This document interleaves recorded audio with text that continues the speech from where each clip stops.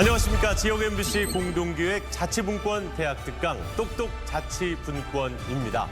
여행은 장소를 옮기는 것이 아니라 생각과 편견을 없애주는 것이다.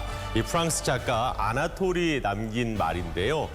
요즘 같은 시국에 정말 다들 여행 떠나고 싶으시죠? 이 여행이라는 단어만으로도 가슴이 좀 설레는 것 같습니다. 오늘의 주제는 자치분권 세계를 가답니다. 현대적 의미의 자치분권이 가장 먼저 시작한 프랑스, 그리고 현재 자치분권이 가장 잘 이루어지고 있는 나라 스위스로 한번 떠나볼 텐데요. 그곳으로 안내해 주실 두 분 소개해 드리겠습니다. 최진혁 교수 그리고 이기우 교수와 함께 하겠습니다. 어서 오십시오.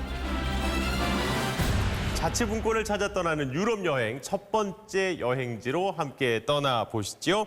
자, 최진혁 교수와 함께 프랑스로 여러분을 모십니다.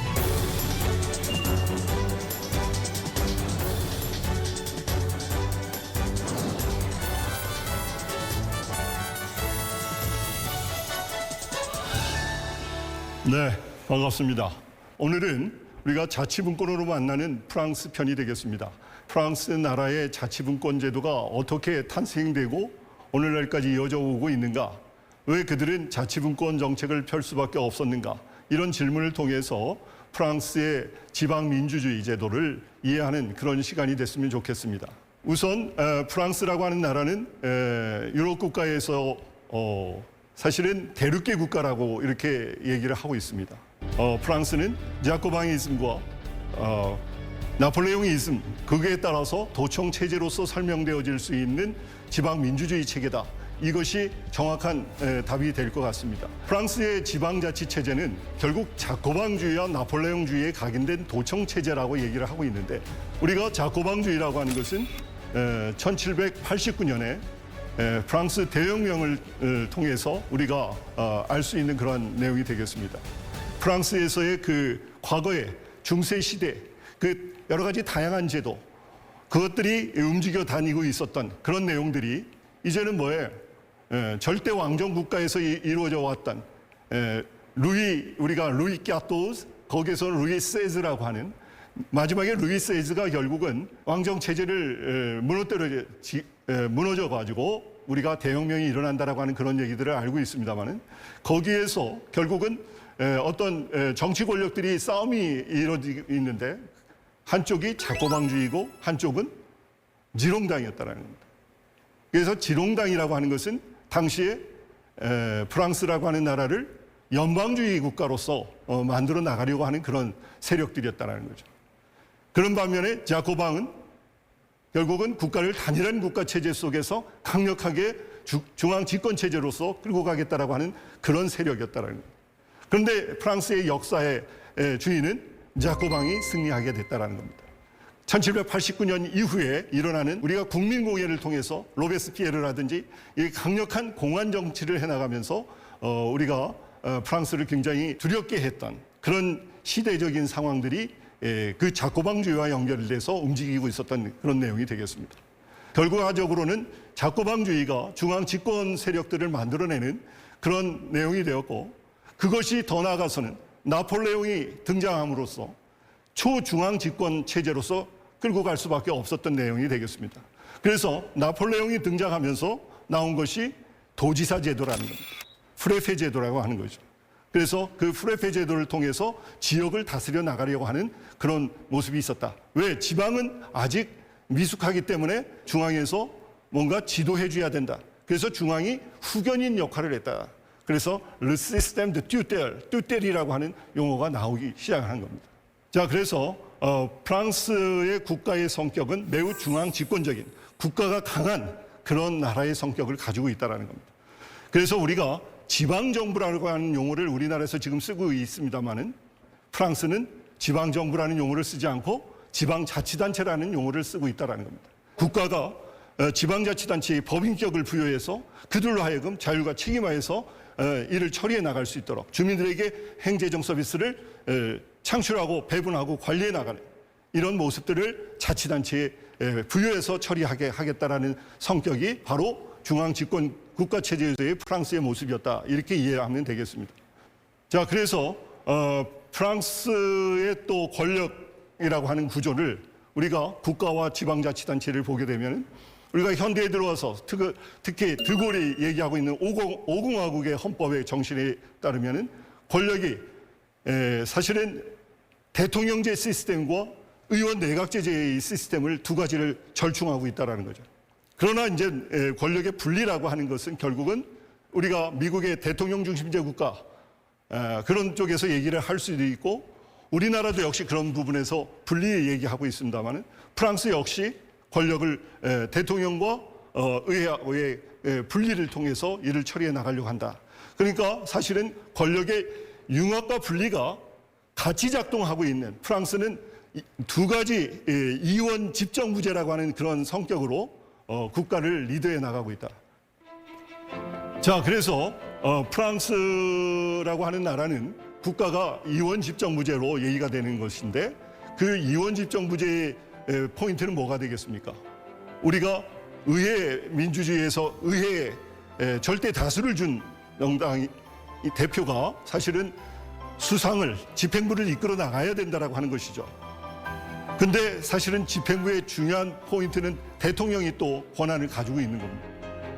그러나 이 대통령이 권한을 가지고 있으면서도 집권 내각의 총리를 임명하는 그런 권한을 가지고 있다는 거죠. 그러나 그 임명하는 권한은 뭐예요? 결국은 자기 편을 이렇게 지명할 수 있는 그런 얘기가 아니라 국민이 선택해준 의석이 많게 배분되어져 있는 그러한 정당의 수상을 지명하게 되는 그런 상황이 되는 거죠. 여기에서 다른 문제를 얘기하기보다는 여소야대인 정국이 이루어질 수 있다는 거죠. 여소야대라고 하는. 그럼 어떻게 되겠습니까? 대통령과 의회에서의 집권당이 총리가 되어가지고선 움직여질 때 여소야대인 경우에는 적과의 동침을 통해서 일을 처리해 나갈 수밖에 없다는 겁니다. 그러니까 자기 정적하고 같이 일을 해나갈 수밖에 없는 것이 프랑스의 국가 모델이다라는 거예요. 여대 야수인 경우는 문제가 안 되는데 여소야대인 경우에 바로 적과의 같이 공조 체제를 통해서 협치를 할 수밖에 없는 그런 구도를 만들고 있다는 겁니다. 이게 우리한테 가능하겠습니까? 우리나라는 그런 얘기를 많이 했지만은 프랑스의 사례를 통해서 많이 얘기했지만은 그런 부분들이 우리가 지켜나가기가 매우 어렵다라고 하는 것을 그동안에 많이 경험을 했습니다. 근데 프랑스의 이게 작동하는 기제가 과연 뭐냐 이게. 그러니까 적과의 동침을 통해서 국가 운영을 해나가는 것이 잘 이루어지고 있다라고 하는 부분이에요. 그래서 프랑스의 그런 모습을 보고 영국의 총리가 프랑스에 와서 한 얘기를 제가 인터뷰상에서 보게 되면은 당신 내 나라에 매우 부러운 게 있다라는 거예요. 부러운 게 뭐냐라고 했더니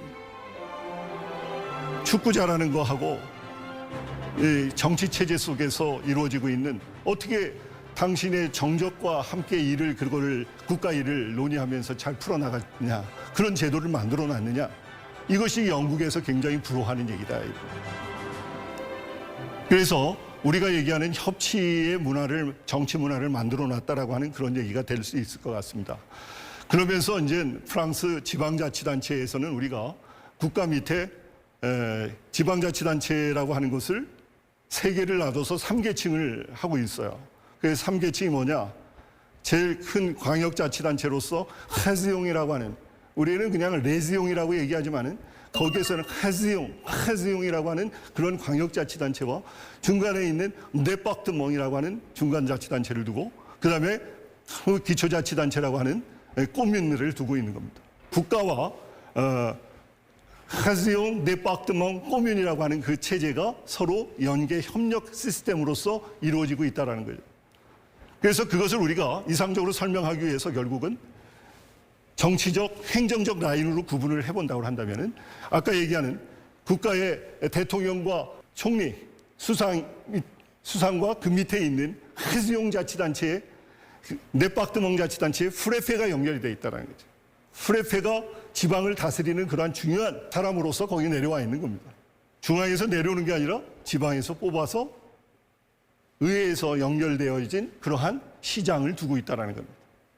그러니까 이게 모습이 중앙의 논리와 지방의 주민들의 논리가 또 균형되게 맞춰주려고 하는 그런 시각을 우리가 이해를 할 수 있을 것이다. 자, 그래서 프랑스 지방자치단체의 개혁은 우리가 신지방분권화라고 얘기를 하고 있습니다만은 그것은 현대 들어와서 프랑스와 미테랑이라고 하는 대통령을 통해서 이루어지고 있다. 그래서 1981년 미테랑이 소위 1959년에 드골이라고 하는 장군이 대통령으로 이제 들어오게 되죠. 그래서 1958년에 헌법을 통해서 제5공화국 헌법을 통해서 그동안에 너무나 대통령 집행부라고 하는 이 대통령이라고 하는 것이 굉장히 약했다라는 거죠. 의회 중심적인 논리가 사공화국에 많이 있었다는 거예요. 그래서 강력한 대통령 중심제적인 그런 헌법 개정을 통해서 제5공화국 헌법이 이루어졌고 그것을 통해서 오늘날까지 이어지고 있다 이렇게 볼 수 있겠습니다. 그런 상황 속에서 사실은 드골이 1963년에 리옹에서의 연설을 합니다. 그 연설이 뭐냐? 프랑스가 그동안 수세기에 걸쳐서 중앙집권 체제로 이어져 왔는데 중앙집권 체제를 가지고서는 더 이상 발전해 나갈 수가 없다라고 하는 것을 국민들에게 호소를 합니다. 그래서 이제야말로 분권 체제로 넘어가야 되겠다라고 하는 얘기를 하는데 국민들에게 그 지지를 받지를 못하게 되는 그런 상황을 맞이하게 된 거죠. 그래서 당시에 상원 개혁과 이러한 분권화 개혁을 통해서 주민 투표로서 자기 정치적인 생명을 걸었는데 결국은 지지를 못 받아서 드골이 대통령직에서 내려오게 되는 그런 상황이 됩니다. 그리고 나서 1981년에 프랑스와 미테랑이 그러니까 젊었을 때부터 드골 장군한테 대항을 했던 좌파 파티 소셜리스트라고 하는 사회당에서 정치적으로 커나왔던 그런 인물이 드디어 1981년에 일을 내기 시작을 하는 겁니다. 그것이 우리가 얘기하는 신지방분권화 정책으로서 얘기할 수 있는 부분이 아닌가 이렇게 생각합니다. 자, 그래서 정치행정적 구조 속에서 우리가 헤지옹, 데파르트몽, 꼬뮌이라고 하는 데는 국가에서 내려온 프레페가 데파르트몽 단위에 있는 것이고 헤지옹도 역시 프레페가 존재하는 국가에서 내려와서 있는 분들이죠. 그러니까 제일 중요한 것은 데파르트몽이 사실 중요한 단위가 되겠습니다. 이 데파르트몽은 뭐예요? 프랑스 혁명 당시 이것을 어떻게 잘라내는 것이 잘 지방행정이라고 하는 것들을 어떻게 잘 꾸려나갈 수 있겠는가라고 할 그런 고민에서 지역을 나누기 시작하는 거죠. 우리로 얘기하면 행정구역을 설정하는 거다 말이죠. 당시에 생각한 것은 교통수단으로 생각한 거예요. 교통수단을 보고 강이나 산이나 이런 지역물들을 통해서 묶어내는 이러한 공간 단위를 설정해 나갔다는 겁니다. 그래서 교통수단으로서 말을 그때 생각을 하고 모든 지역에서 자기 집에서 도청 소재지까지 일을 보고 자기 집으로 다시 돌아올 수 있는 거리, 이것이 하루 걸리는 거리를 얘기를 했습니다. 그러니까 말을 타고 도청 소재지에 가서 일을 보고 장을 보고 자기 집으로 돌아오면 하루가 어둑어둑 닫힌 해가 지는 이런 것들을 따져서 결정을 해서 정리를 하다 보니까 그게 18리우라고 해서 결국은 72km가 되는 겁니다. 이 데파르트몽 결국 뭐예요? 그것은 인위적으로 국가가 쪼갰다라는 겁니다. 그런데 꼬뮌이라고 하는 기초자치단체는 뭐예요? 이거는 인위적이 아니다라는 거예요. 오랜 자연 발생적인 단위로서 존재하고 있었다 이게 꼬뮌이라고 하는 거예요. 그래서 이 꼬뮌은 뭐예요? 그 이전에 우리가 얘기하는 파루아스, 영국에서는 뭐예요? 파리시라고 하는 교구죠, 교구. 근데 프랑스에서는 파루아스라고 하는 거예요. 파루아스.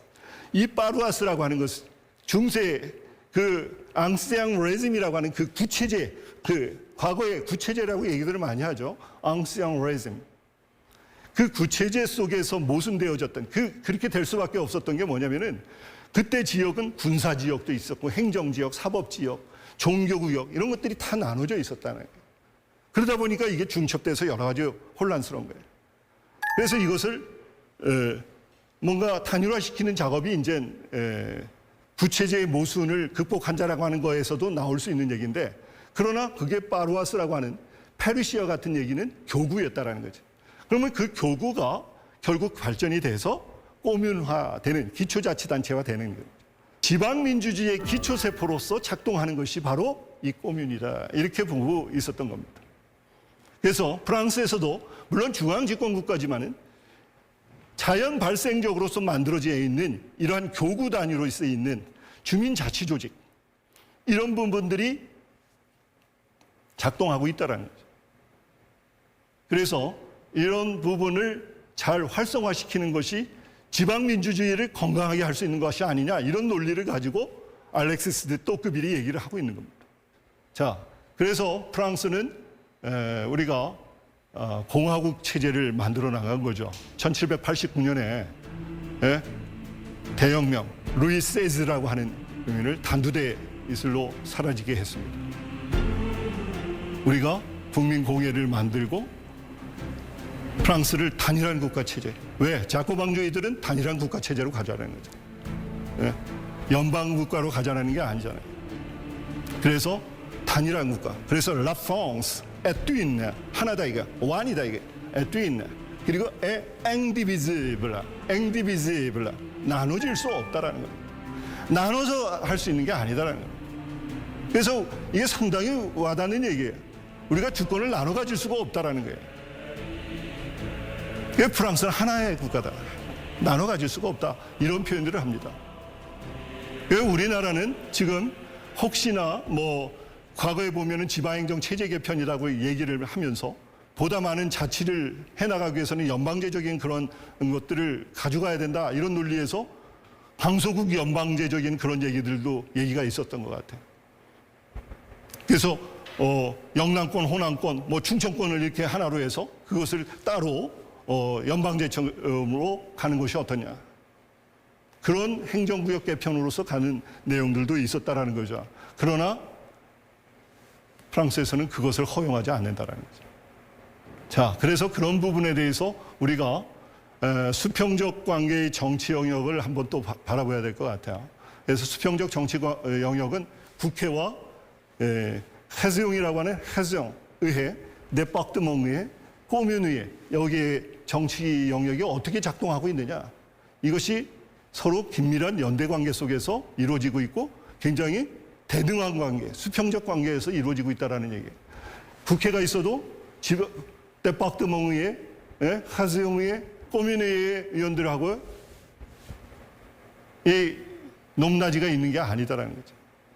그래서 우리가 잘 알다시피 지역의 대표로서의 상원제도를 가지고 있는 프랑스는 세나라고 하는 상원제도를 통해서 지역 대표가 국회에 가서 대등하게 일을 처리해 나갈 수 있도록 해주고 있다라고 하는 그런 측면에서 매우 우리가 유념 있게 들여봐야 될 그런 내용이 아닌가 이렇게 생각을 합니다.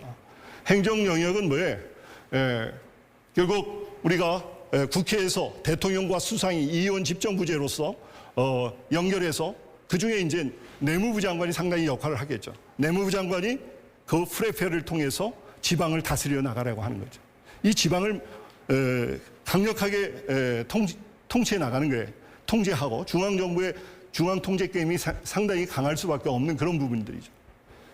그래서 이 부분이 수직적으로 연결되어 있다. 이렇게 볼 수 있을 것 같아요. 근데 이 부분이 이제는 뭐예요? 아까 신지방분권화라고 하는 프랑스와 미테랑이 들어오면서 어떻게 바꾸나요?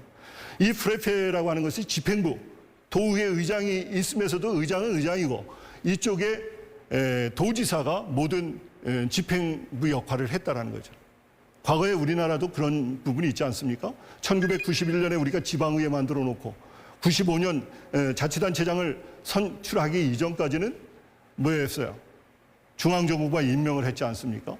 그러니까 그런 모습이었죠. 그런 모습이 프랑스에서 있었다라는 거죠. 그러니까 우리는 그것은 반쪽짜리 지방자치다. 이렇게 우리는 얘기를 해서 95년도에 자치단체장과 의회를 전부 다 주민들에게 돌려주는 그래서 민선자치 일기의 시대를 열었다고 하는데 프랑스는 계속 도지사 제도를 그대로 가져왔다는 거죠. 그것을 1981년에 미테랑이 스톱을 시켰는 거죠. 근데 스톱을 시켰는데 프레페 제도를 없앴다라고 하는 것은 아니고 프레페 제도를 기능을 나누기 시작을 했다는 거죠. 그러니까 프레페가 가지고 있는 기능, 당신은 무슨 일을 했느냐? 국가가 내려왔으니까 국가 업무를 일을 처리하는데 그것만 대표적으로 해라, 이런 얘기가 되겠고, 나머지 지방자치단체, 지방정부의 일은 의회에게 돌려줘서 일을 처리하도록 하자, 이런 얘기가 되겠다라는 거예요. 그래서 도지사 제도의 영향력이 상당히 낮아지고 의회가 강화되어지는 그런 모습들을 보이게 된 것이 프랑스의 신지방분권화 정책에서 나타났던 그런 내용이 되겠습니다. 그래서 결국은 이제 자치단체장과 지방의회가 서로 교차된 규제 조정을 통해서 서로 견제하고 감시하고, 이게 함부로 혼자 다 할 수 있는 게 아니에요. 도지사가 옛날에는 다 모든 것을 장악을 해서 했어요. 지방자치단체에서 행한 일이, 지방자치단체 꼬민에서 행한 일이 적어도 뭔가 결정됐으면 와서 승인을 받고 일을 처리하게 됐다. 도지사의 승인을 받고 처리하게. 근데 지금은 그렇게 돼 있지 않다라는 거죠. 이제는 지방에서 결정한 일이라고 한다면은 승인받지 않고 그대로 처리할 수 있도록 돼 있다, 이렇게 얘기를 할 수 있겠습니다. 그래서 자치단체장과 지방의회가 서로 상당히 연결성을 갖고 움직여 나가려고 하는 그러한 교차된 규제 조정 시스템을 통해서 이루어가고 있다 하는 얘기를 할 수 있을 것 같습니다. 자, 그 다음에 이제 프랑스가 중요하게 얘기하고 있는 것은 왜 국가와 지방자치단체, 또 광역자치단체와 기초자치단체가 이렇게 잘 연계가 될 수밖에 없는가라고 보니까, 그들이 중요한 정치 시스템 중에서 얘기하고 있는 것은 바로 Le cumul des mandats-라고 하는 겁니다. Le cumul des mandats-라고 하는 제도를 통해서, 다시 말해서 이것은 뭐예요? 겸직 제도라고 하는 겁니다. 그러니까 꼬민이라고 하는 기초자치단체의 장이 매우 중요한 부분이 되는데, 거기에 의회의원 마찬가지죠. 이분들이 광역의회에 같이 일을 할 수 있도록 돼 있는 겁니다. 겸직이 돼 있다는 거예요. 그리고 또 국회의원이 될 수 있다는 거예요.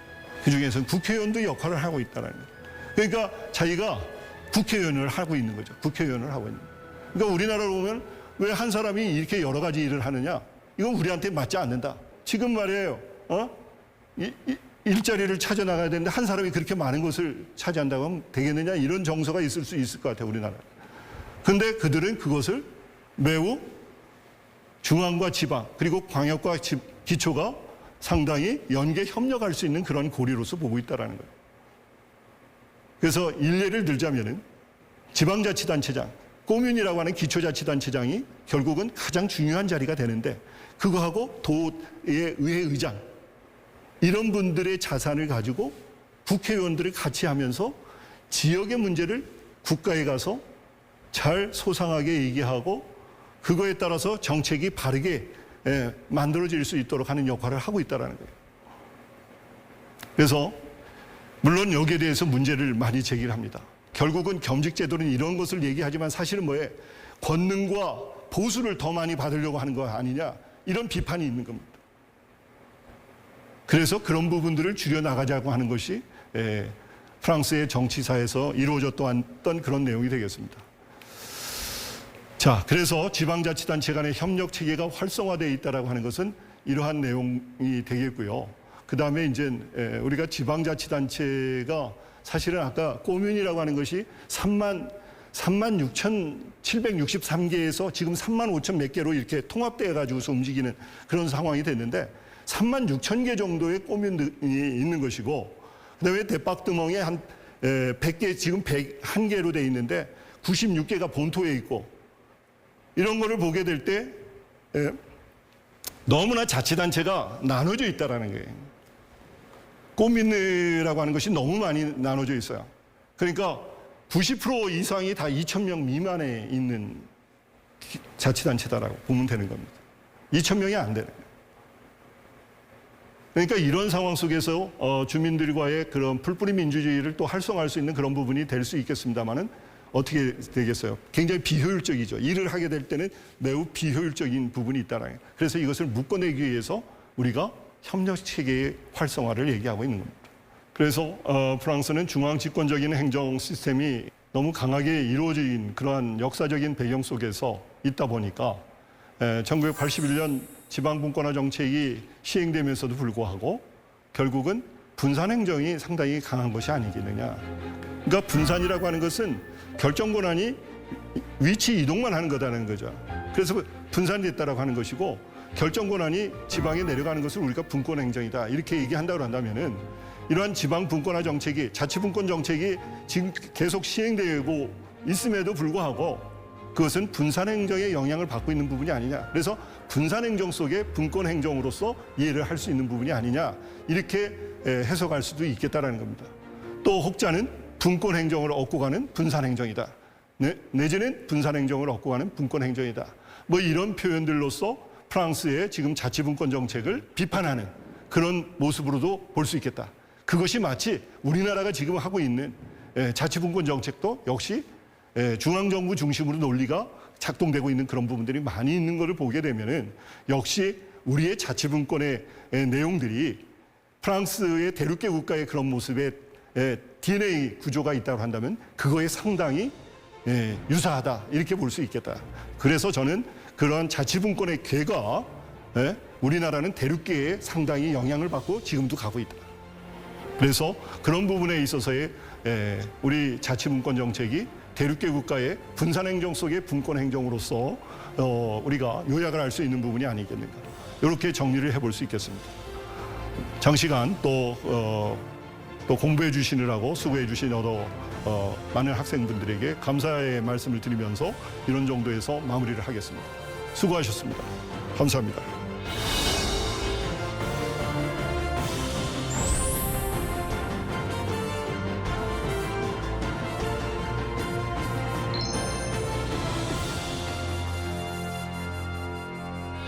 네, 최진혁 교수님의 강연 잘 들었습니다. 야, 이게 한쪽에서는 국가가 중심이 돼가지고 이렇게 운영을 또 하고 또 다른 한편에서는 지방의회가 주체가 돼서 이런 사무를 볼 수 있다는 게 역시 프랑스의 민주주의 정말 뭐 자치분권을 기반으로 하고 있다는 생각도 좀 들었었고요. 특히 이제 좀 균형화된 이 분리 정책 그리고 때로는 수직적으로 때로는 수평적으로 논의를 할 수 있는 이 구조 자체가 참 매력적이라는 생각이 들었습니다. 자, 그렇다면 이번에는요, 그 어떤 것보다도 자치분권이 잘 이루어지고 있는 나라라고 합니다. 말 그대로 풀뿌리 민주주의가 실현이 되고 있는 곳이라고 하는데요. 자, 우리가 상상 속에서만 느껴봤던 알프스의 나라 스위스로 이기우 교수와 함께 떠나보시죠. 지금 이 시간은 우리가 동화 같은 나라 스위스로 여행을 떠나보도록 하겠습니다. 이 스위스는 굉장히 강한 나라입니다. 히틀러가 스위스를 침공하려고 작전을 다 세웠는데 스위스는 군대도 없는 나라잖아요. 그런데도 불구하고 침공하려고 그러니까 스위스에서는 군대를 소집을 합니다. 일주일 만에 60만 대군이 모입니다. 그래서 히틀러를 향해서 우리들이 당신들을 이길 자신은 없지만 당신들도 침공하면 한 군대가 20만 원 죽을 것이다. 이렇게 얘기를 했더니 히틀러가 침공을 중단했던 그런 나라죠. 작지만 강한 나라 스위스로 가보도록 하겠습니다.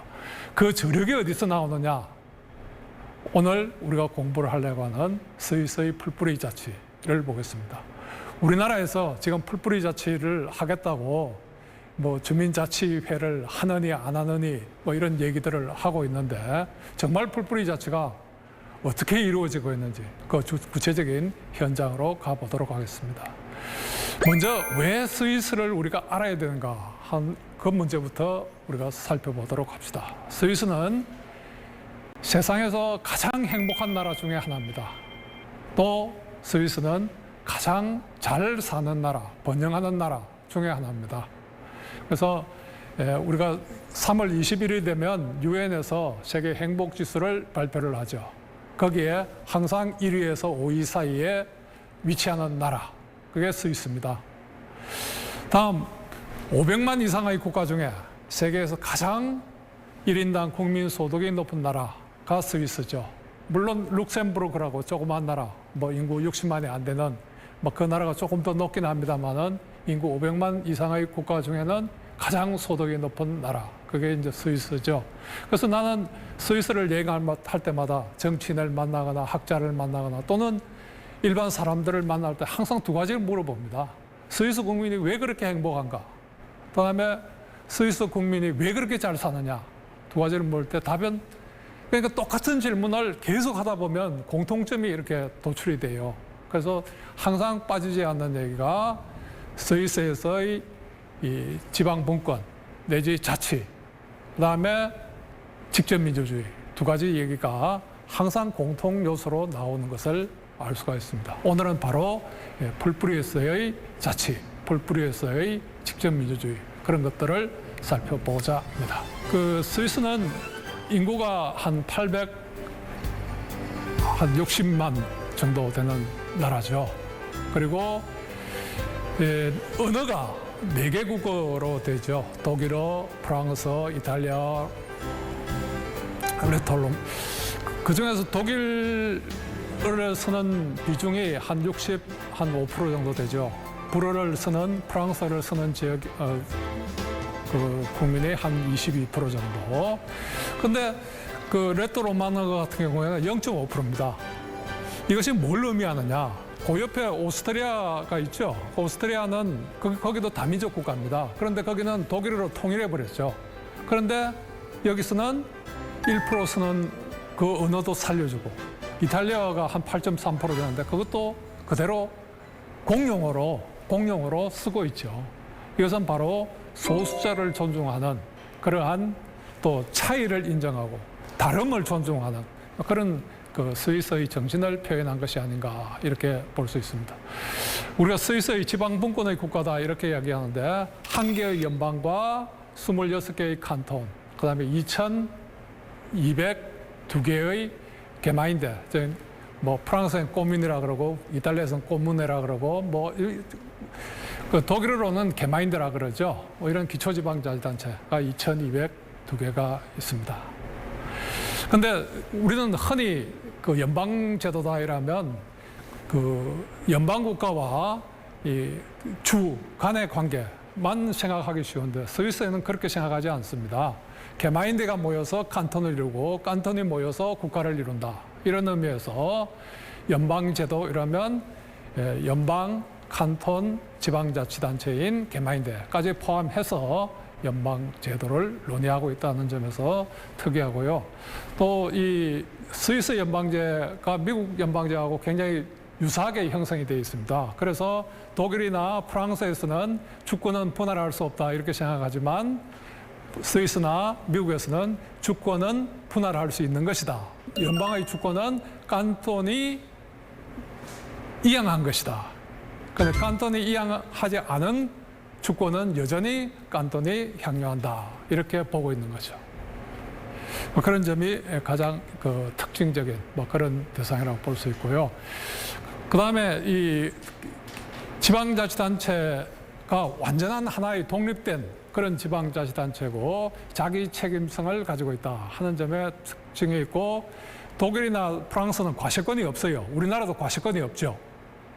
근데 실제로 세금, 어떤 종류의 세금을 매길 것인가, 세율을 얼마를 할 것인가 하는 것을 게마인데가 직접 결정하는 그런 면에서 자치권이 가장 앞서가 있다 이렇게 볼 수 있고 바로 이것이 스위스가 번영하는 것의 비밀이 되고 있습니다.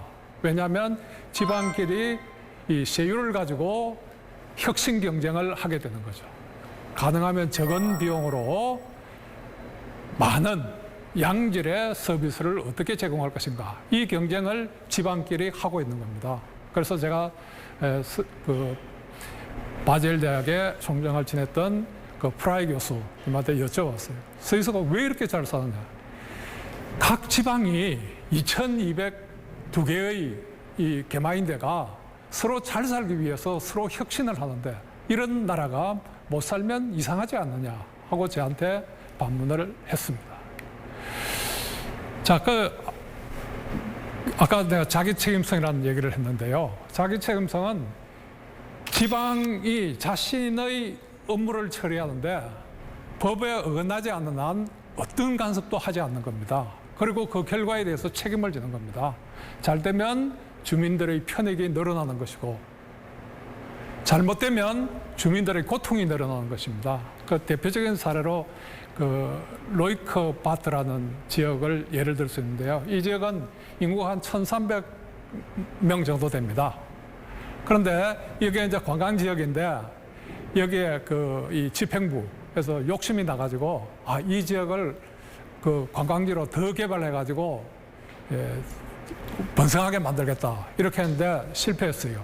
그래서 1998년에 그 인구 1,300명 정도인데 빚이 3억 5천 스위스 프랑이 됐습니다.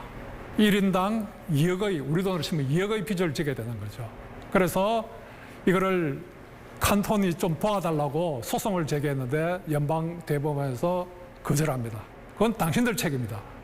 당신들이 그 빚을 갚아야 된다. 이렇게 얘기를 한 겁니다. 그래서 1998년부터 2004년까지 각고의 노력을 합니다. 시청을 팔고 그 학교 창고로 옮기고 그 다음에 공무원을 줄이고 그 다음에 서비스를 줄이고 이렇게 해서 거의 한 8년 가까이 각고의 노력을 한 끝에 겨우 회복을 합니다. 이게 바로 자기 책임성입니다. 자유를 허용하지만 그 결과에 대해서는 책임을 진다. 이것이 지방자치의 가장 근본적인 정신이다. 이렇게 볼 수 있는 거죠. 근데 제가 오늘 말씀드리려는 거는 우리하고 비교해가지고 주민수, 개마인드의 주민수를 한번 비교해보자는 거죠. 그래서 스위스에는 이 최소 지방자치단체, 그러니까 최소자치단이죠. 규모가 굉장히 작습니다. 1,000명 미만의 개마인드가 770개 가까이 됩니다. 그러면 34.8%가 1,000명 미만이고, 그 다음에 4,000명 미만인 데는 78%가 됩니다. 1,705개. 그러면 2만 명 이상의 개마인드는 46개입니다. 2% 정도밖에 안 돼요. 그러니까 98%가 2만 명 이하의 조그만한 지방자치단체다. 이렇게 볼 수 있는. 그런데 우리는 어떻게 되어 있냐? 우리는 기초지방자치단체가 시군구죠. 한 23만 됩니다. 이거는 스위스의 몇 배가 되느냐? 한 60배 가까이 됩니다. 이게 우리가 인체가 한 60조의 세포로 이루어졌는데 바로 지방자치단체의 개마인드가 이 세포에 해당되는 겁니다. 그런데 코끼리 같이 큰 동물이나 고양이 같이 작은 동물이나 세포의 크기는 비슷하다는 겁니다. 세포가 커지면 건강하게 될까요? 오히려 이게 신체 기능이 매우 불편하게 되고 에너지가 많이 들게 되고 죽을 수도 있는 그런 거죠. 그런데 우리는 이 기초지방자치단체 덩치를 너무 키워놨어요.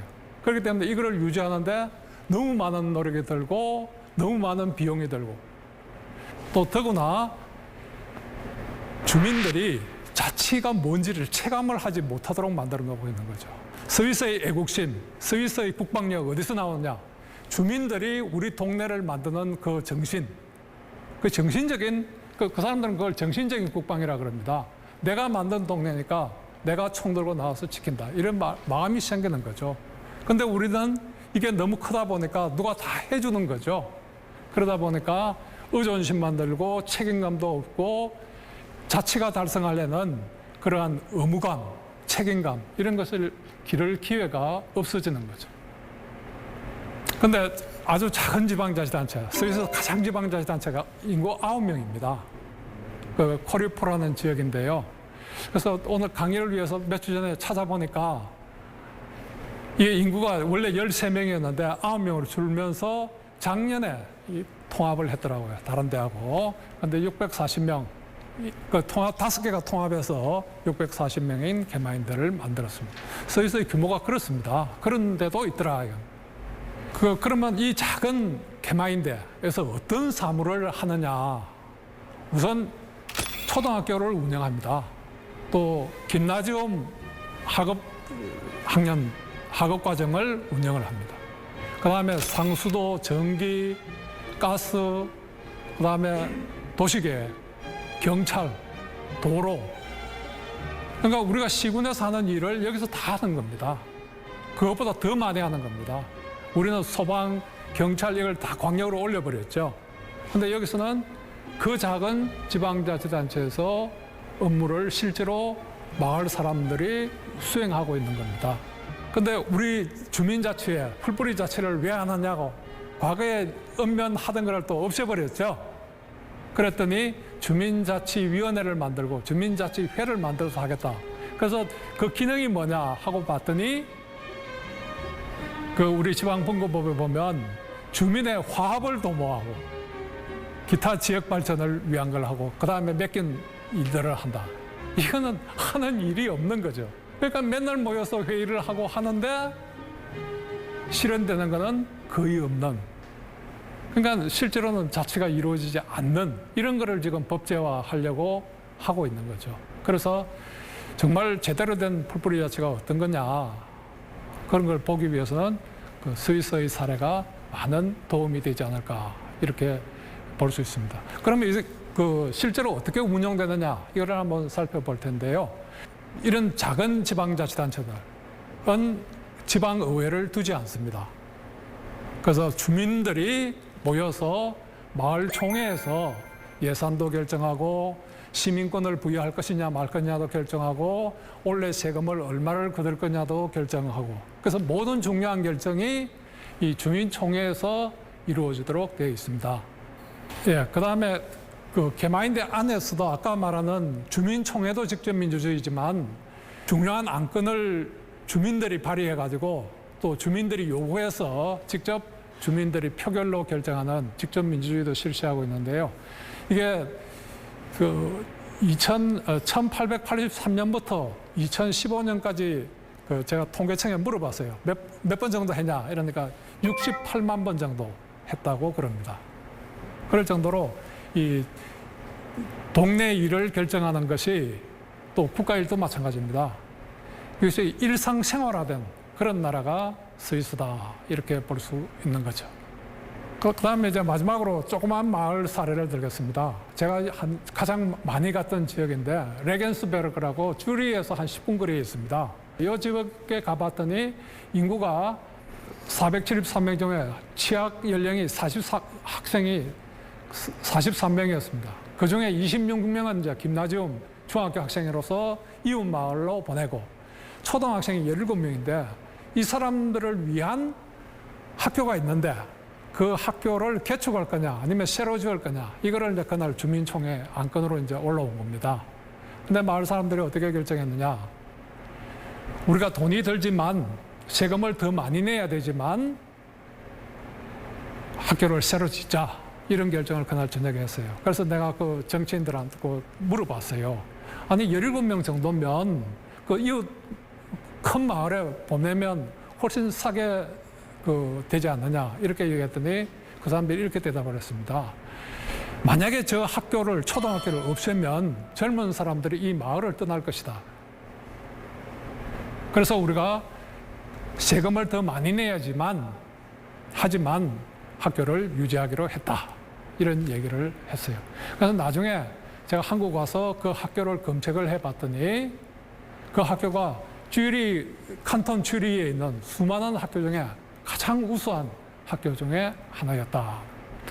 예, 이제 마무리해서 말씀드리면 스위스의 번영, 스위스의 행복, 스위스의 국방력 이런 것은 바로 작은 마을에서 출발하고 또 거기서 길러진다. 이런 말씀을 드리겠고요. 그래서 우리나라의 경우에 이런 풀뿌리에서의 자치를 하지 않기 때문에 그런 우리가 국민으로서의 책임감 또 사명감 이런 것을 기를 기회가 없다 하는 점이 대단히 유감스럽고 이것이 이제 그래서 마지막으로 말씀드리면 바로 이런 취지에서 지방자치를 2차 대전 후에 부활하는 과정에서 독일의 초대 대통령이 이런 말을 했습니다. 읍면동은 국가보다 중요하다. 그게 얼마나 중요한지를 지금까지 우리는 스위스에서 살펴봤습니다. 예, 감사합니다.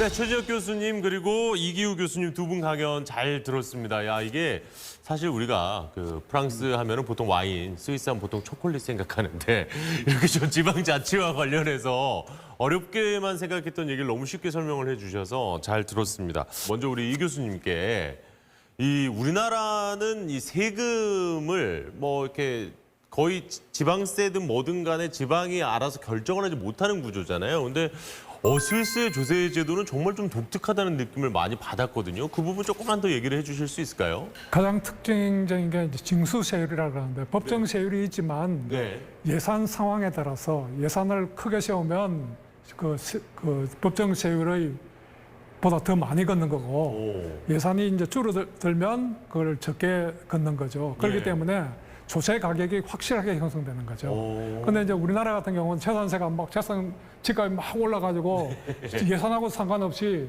그 왕창 걷었다가 나중에 집값 떨어지면 지방이 그냥 완전히 예산이 부족해가지고 난리를 치잖아요. 그런 거를 합리적으로 이렇게 조정을 하는 거죠. 그렇기 때문에 서비스 가격에 굉장히 민감합니다. 이 서비스 가격을 낮게 책정해야 주민들이 떠나지 않고 기업들이 떠나지 않고 또 기업들이 찾아오는 거죠. 그렇기 때문에 이것이 바로 스위스가 끊임없이 혁신을 하는, 행정 혁신을 하는, 정책을 혁신하는 그 동기가 되는 거죠. 너무 재밌습니다. 예. 아니 그리고 저는 이제 프랑스 얘기를 들으면서도 이제 뭐 여러 가지 이제 지난 정치인들 얘기를 해주실 때 되게 와닿았던 거랑 궁금했던 게 이 드골 전 대통령이 중앙집권화를 좀 반대를 했다는 아까 내용이 있었는데 왜 갑자기 좀 그렇게 변화의 바람이 불었을까요? 광역 경제권 권역을 생각을 한 겁니다. 유럽 EU 전체를 생각해서 우리가 그동안의 데파르트먼 수준에서 있었던 그러한 작은 단위에 있어서는 유럽 전체적인 경제권역으로서의 위상을 높여나가는 데는 부족하다. 그래서 이제 그 부분을 좀 더 광역화하면서 경제권역으로서의 분권화 정책을 해나가야지만이 아마 유럽에서 수위를 차지할 수 있을 것이다. 네. 이런 생각들을 하게 됐고 거기에 따라서 이제 지방분권 개혁을 세나 개혁과 함께 처리해 나간 거죠. 역시 단위 자체를 그리고 이제 그 자치권을 준다는 것. 야, 이게 아직까지는 저에게는 조금 우리나라에서 멀게 느껴지긴 합니다만 스위스의 사례를 듣고 또 프랑스의 사례를 들어보니까 그만큼 직접 할 수 있는 권한이 커야 더 적극적으로 참여를 할 수 있겠다 이런 생각도 들었습니다. 두 분 교수님 오늘 정말 귀한 시간 내주셔서 고맙습니다. 네.